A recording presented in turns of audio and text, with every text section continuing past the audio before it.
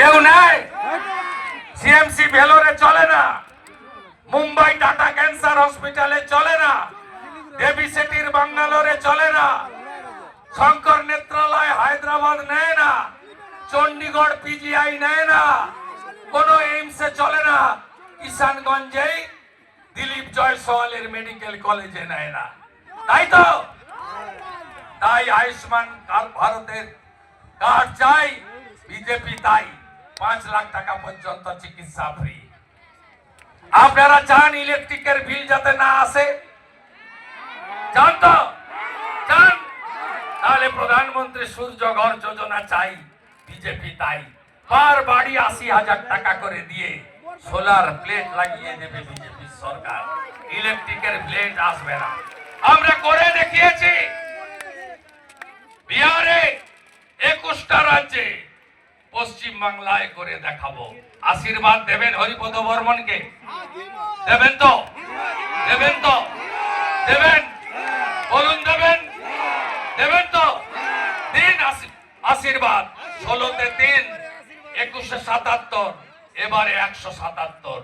আগামী দিন বিজেপি সরকার, আগামী দিন বিজেপি সরকার।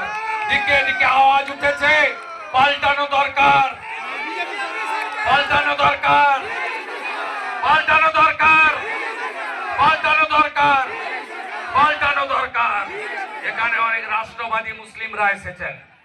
ভারতীয় মুসলিমদের সঙ্গে আমাদের কোনো বিরোধ নেই।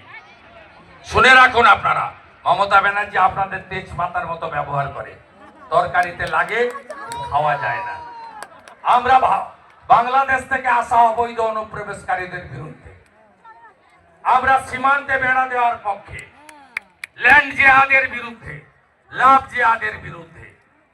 আপনারা কান খুলে শুনে রাখুন, মোদিজির 175টা স্কিম হিন্দু মুসলমান তিনি করেননি।